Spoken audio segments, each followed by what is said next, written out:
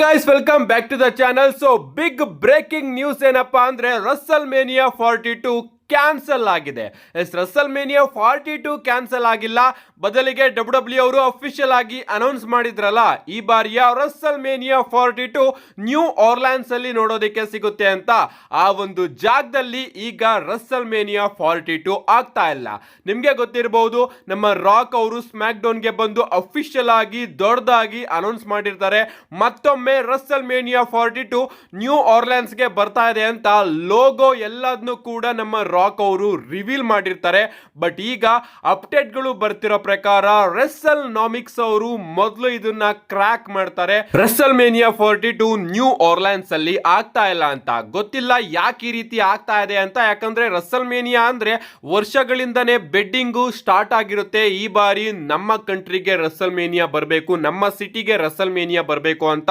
ಅಂತದ್ರಲ್ಲಿ ನ್ಯೂ ಆರ್ಲ್ಯಾಂಡ್ಸ್ ಕೂಡ ಒಂದು ದೊಡ್ಡ ಮನಿನ ಬೆಡ್ ಮಾಡಿ WrestleMania 42 ನ ಹಾಕಿಸ್ಕೊಂಡಿದ್ರು. ಬಟ್ ಐ ಥಿಂಕ್ ಈಗ ಅವರು WrestleMania 42 ಗೆ ಅಷ್ಟೊಂದು ದುಡ್ಡನ್ನ ಕೊಡೋದಕ್ಕೆ ಆಗ್ತಾ ಇಲ್ಲ ಅಂತ ಅನ್ಕೋತೀನಿ. ತಾನು ಬೆಟ್ ಮಾಡಿದ್ದಂತಹ ಅಮೌಂಟ್ ನ ಕೊಡೋದಕ್ಕಾಗೋದಿಲ್ಲ ಅಂತ ಆ ಒಂದು ಡೀಲ್ ನ ಕ್ಯಾನ್ಸಲ್ ಮಾಡ್ಕೊಂಡಿರಬಹುದು. ಅಂಡ್ ಈಗ WrestleMania 42 ಗೆ WWE ಅವರು ಹೊಸ ಲೊಕೇಶನ್ ನ ಹುಡುಕ್ಬೇಕಾಗಿದೆ. ಅಂಡ್ ಅಪ್ಡೇಟ್ ಗಳು ಬರ್ತಿರೋ ಪ್ರಕಾರ ಈ ಬಾರಿಯ WrestleMania 42 ಕೂಡ WrestleMania 41 ನಡೀತಲ್ಲ ಅದೇ ಜಾಗದಲ್ಲಿ, ಅದೇ ಸ್ಟೇಡಿಯಂ ಅಲ್ಲಿ ನೋಡೋದಿಕ್ಕೆ ಸಿಗಬಹುದಂತೆ. ಅಂದ್ರೆ ಲಾಸ್ ವೇಗಾಸ್ ನ ಎಲಿಜಿಯನ್ ಸ್ಟೇಡಿಯಂ ಅಲ್ಲಿ ಈ ಬಾರಿಯ WrestleMania 42 ಕೂಡ ನೋಡೋದಿಕ್ಕೆ ಸಿಗುತ್ತೆ. 41 ಯಾವ ಸಿಮಿಲರ್ ಸ್ಟೇಡಿಯಂ ಸಿಮಿಲರ್ ಜಾಗದಲ್ಲಿ ನೋಡೋದಿಕ್ಕೆ ಸಿಕ್ತೋ ಅದೇ ಜಾಗದಲ್ಲಿ WrestleMania 42 ನೋಡೋದಿಕ್ಕೆ ಸಿಗಬಹುದು ಅಂತ PW ಇನ್ಸೈಡರ್ ಅವರು ಅಪ್ಡೇಟ್ ನ ಕೊಟ್ರೆ, ಸ್ವಲ್ಪ ಹೊತ್ತು ಆದ್ಮೇಲೆ ಈ ಬಾರಿಯ WrestleMania 42 ಔಟ್ಸೈಡ್ ಯುನೈಟೆಡ್ ಸ್ಟೇಟ್ಗೂ ಕೂಡ ಹೋಗ್ಬಹುದು. ಅಂದ್ರೆ ಕೆನಡಾಗೂ ಕೂಡ ಅಲ್ಲಿ ಹೋಗ್ಬಹುದು ಅಥವಾ ಲಂಡನ್ ಅಲ್ಲೂ ಕೂಡ ಆಗ್ಬಹುದು ಅಂತ ಅಪ್ಡೇಟ್ಗಳು ಬರ್ತಾ ಇದೆ. ಸೊ ಲಾಸ್ ವೇಗಾಸ್, ಕೆನಡಾ ಹಾಗೆ ಲಂಡನ್, ಈ ಮೂರು ಜಾಗದಲ್ಲಿ WrestleMania 42 ಆಗಬಹುದು. ಇನ್ನು ಕೂಡ WWE ಅವರು ಯಾವುದೇ ವಿಚಾರನ ಅಫಿಷಿಯಲ್ ಆಗಿ ಕನ್ಫರ್ಮ್ ಮಾಡಿಲ್ಲ. ಬಟ್ ನ್ಯೂ ಆರ್ಲ್ಯಾಂಡ್ಸ್ ಅಲ್ಲಿ ಈ ಬಾರಿಯ WrestleMania ನಮಗೆ ನೋಡೋದಿಕ್ಕೆ ಸಿಗ್ತಾ ಇಲ್ಲ. ಸೊ ಇದ್ರ ಬಗ್ಗೆ ಇನ್ನೂ ಕೂಡ ಅಪ್ಡೇಟ್ ಬಂದಾಗ ನಾನು ತಿಳಿಸ್ಕೊಡ್ತೀನಿ. ಸದ್ಯಕ್ಕೆ WrestleMania 42 ನ ನಮ್ಮ ರಾಕ್ ಅವರು ಏನ್ ಬಂದು ಅಫಿಷಿಯಲ್ ಆಗಿ ಅನೌನ್ಸ್ ಮಾಡಿದ್ರು ಆ ಒಂದು ಜಾಗದಲ್ಲಿ ಈಗ WrestleMania ಆಗ್ತಾ ಇಲ್ಲ. ಲಾಸ್ ವೇಗಾಸ್, ಲಂಡನ್ ಅಥವಾ ಕೆನಡಾದಲ್ಲಿ WrestleMania 42 ನಮಗೆ ನೋಡೋದಿಕ್ಕೆ ಸಿಗಬಹುದು. ನೆಕ್ಸ್ಟ್ ಅಪ್ಡೇಟ್ ಕಡೆ ಬರೋದಾದ್ರೆ ಇದಿರ್ತಕ್ಕಂಥದ್ದು ನಮ್ಮ ಝೋಯಿ ಸ್ಟಾರ್ಕ್ ಅವರ ಬಗ್ಗೆ. ನಿಮಗೆ ಗೊತ್ತಿರಬಹುದು, ನಮ್ಮ ಝೋಯಿ ಸ್ಟಾರ್ಕ್ ಅವರಿಗೆ ನೀ ಇಂಜುರಿ ಆಗಿದೆ. ಅಂಡ್ ಅದಕ್ಕೋಸ್ಕರ ಅವರು ಕೂಡ ಈಗ ಒಂದು ಟ್ವೀಟ್ ನ ಮಾಡಿ ತಿಳಿಸಿದ್ದಾರೆ. ಅವ್ರು ಹೇಳ್ತಾರೆ, ಇಷ್ಟು ಸಪೋರ್ಟ್ ನನಗೆ ಸಿಗ್ತಾ ಇದೆಯಲ್ಲ, ನಿಜವಾಗ್ಲೂ ನನಗೆ ಸಿಕ್ಕಾಪಟ್ಟೆ ಖುಷಿ ಆಗ್ತಾ ಇದೆ.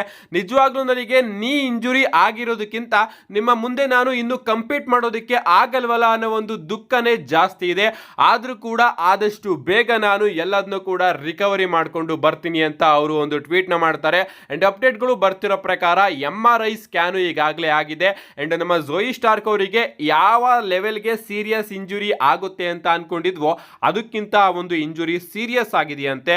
ಅಂಡ್ ಅಪ್ಡೇಟ್ ಗಳ ಪ್ರಕಾರ ಈ ವರ್ಷ ಅಂದ್ರೆ 2025ರಲ್ಲಿ ಝೋಯಿ ಸ್ಟಾರ್ಕ್ ಅವರ ರಿಟರ್ನ್ ಕಂಪನಿಯಲ್ಲಿ ನೋಡೋದಿಕ್ಕೆ ಸಿಗೋದಿಲ್ವಂತೆ. ಏನೇ ಆಗ್ಲಿ, ಸ್ಪೀಡಿ ರಿಕವರಿನ ನಾವೆಲ್ಲರೂ ಕೂಡ ಬಯಸೋಣ. ನೆಕ್ಸ್ಟ್ ಅಪ್ಡೇಟ್ ಕಡೆ ಬರೋದಾದ್ರೆ ಇದಿರ್ತಕ್ಕಂಥದ್ದು ಸ್ಮ್ಯಾಕ್ ಡೌನ್ 2 ಅವರ್ಸ್ ಶೋ ಬಗ್ಗೆ. ನಿಮಗೆ ಗೊತ್ತಿರಬಹುದು, ಸ್ಮ್ಯಾಕ್ ಡೌನ್ ಮೊದಲು 2 ಗಂಟೆ ಶೋ ಆಗಿ ಅದ್ಭುತವಾಗಿ ನೋಡೋದಿಕ್ಕೆ ಸಿಗ್ತಾ ಇತ್ತು. ಬಟ್ USA ನೆಟ್ವರ್ಕ್ ಗೆ ಹೋದಾಗಿಂದನೂ ಕೂಡ ಸ್ಮ್ಯಾಕ್ ಡೌನ್ 3 ಗಂಟೆ ಶೋ ಆಗಿ ಸಿಕ್ಕಾಪಟ್ಟೆ ಬೋರಿಂಗ್ ಆಗ್ತಾ ಇದೆ. ನಿಜವಾಗ್ಲೂ ಸ್ಮ್ಯಾಕ್ ಡೌನ್ ನ ಸಹಿಸ್ಕೊಳ್ಳೋದಿಕ್ಕೆ ಆಗ್ತಾ ಇಲ್ಲ. ಅಂಡ್ ನಾನ್ ನಿಮ್ಗೆ ತಿಳಿಸಿದ್ದೆ 2025ರ ಮಧ್ಯದಲ್ಲಿ ಸ್ಮ್ಯಾಕ್ ಡೌನ್ ಮತ್ತೊಮ್ಮೆ 2 ಅವರ್ಸ್ ಶೋ ಆಗ್ಬಹುದು ಅಂತ.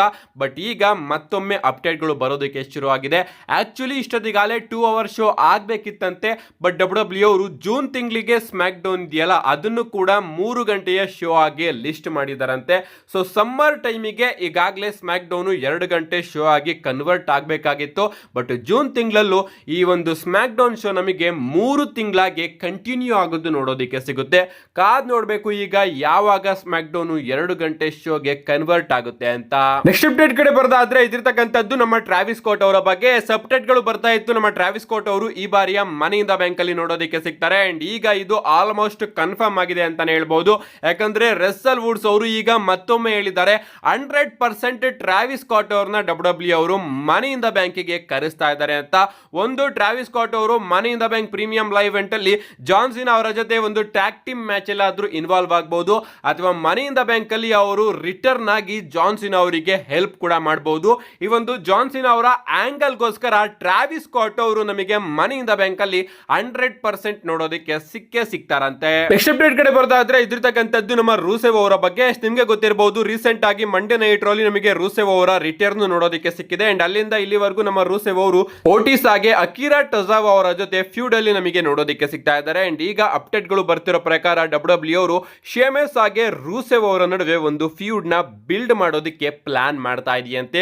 ಸೊ ಆದಷ್ಟು ಬೇಗ ನಮಗೆ ಶೇಮೆಸ್ ಹಾಗೆ ರೂಸೆವ್ ಅವರ ನಡುವೆ ಕೂಡ ಒಂದು ಸ್ಟೋರಿ ಲೈನ್ ಆಂಗಲ್ ನೋಡೋದಕ್ಕೆ ಸಿಗಬಹುದು. ನೆಕ್ಸ್ಟ್ ಅಪ್ಡೇಟ್ ಕಡೆ ಬರೋದಾದ್ರೆ ಇದ್ದಿರ್ತಕ್ಕಂಥದ್ದು ನಮ್ಮ ಅಮೆರಿಕನ್ ನೈಟ್ ಮೇರ್ ಕೋಡಿ ರೋಡ್ಸ್ ಅವರ ಬಗ್ಗೆ. ನಿಮಗೆ ಗೊತ್ತಿರಬಹುದು, ರಸಲ್ ಮೇನಿಯಾ ಆದಾಗಿಂದನೂ ಕೂಡ ಇಲ್ಲಿವರೆಗೂ ನಮಗೆ ಕೋಡಿ ರೋಡ್ಸ್ ಅವರು ನೋಡೋದಕ್ಕೆ ಸಿಕ್ಕಿರಲಿಲ್ಲ. ಅಂಡ್ ಈಗ ಅವರ ಒಂದು ಫೋಟೋ ಸಿಕ್ಕಾಪಟ್ಟೆ ವೈರಲ್ ಆಗ್ತಾ ಇದೆ.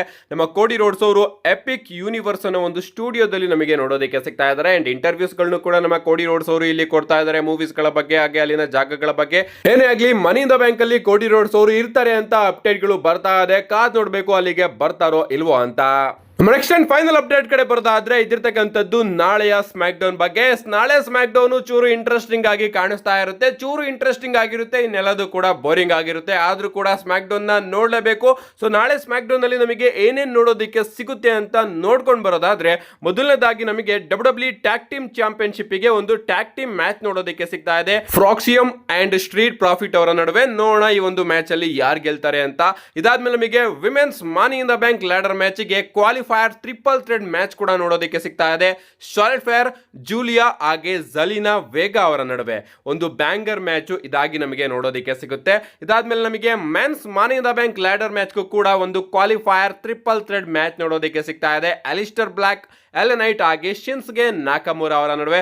ನೋಡಬೇಕು ಈ ಒಂದು ಮ್ಯಾಚ್ ಅಲ್ಲಿ ಯಾರು ಗೆದ್ದು ಮೆನ್ಸ್ ಹಾಗೆ women's money in the bank ladder match ಗೆ ಕ್ವಾಲಿಫೈ ಆಗ್ತಾರೆ ಅಂತ.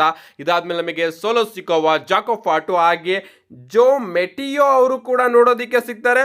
ಅಂಡ್ ಇಷ್ಟೇ ಡಬ್ಲ್ಯೂ ಅವರು ಅಫಿಷಿಯಲ್ ಆಗಿ ಅಡ್ವರ್ಟೈಸ್ ಮಾಡಿರೋದು. ನಮ್ಮ ಡೇಮಿಯನ್ ಪ್ರೀಸ್ಟ್ ಹಾಗೆ ಡ್ರೂ ಮ್ಯಾಕೆಂಟೈರ್ ಅವರು ಕೂಡ ನಾಳೆ ಸ್ಮ್ಯಾಕ್ ಡೌನ್ ಗೆ ಬರ್ತಾರೆ. Before Saturday night main event ಏನ್ ಮಾಡ್ತಾರೆ ಅಂತ ನಾವು ಕಾದ್ ನೋಡಬೇಕು. ಅಂಡ್ ಇಷ್ಟು ನಮಗೆ ನಾಳೆ ಸ್ಮ್ಯಾಕ್ ಡೌನ್ ಅಲ್ಲಿ ನೋಡೋದಕ್ಕೆ ಸಿಗುತ್ತೆ, ಯಾರು ಕೂಡ ಮಿಸ್ ಮಾಡ್ಕೋಬೇಡಿ. ಅಂಡ್ ಇವತ್ತು ಸಂಜೆ ನನ್ನ Saturday night main event prediction video ಕೂಡ ಬರುತ್ತೆ, ಅದಕ್ಕೂ ಕೂಡ ಕಾಯ್ತಾ ಇರಿ ಅಂತ ಹೇಳ್ತಾ see you guys in my next video.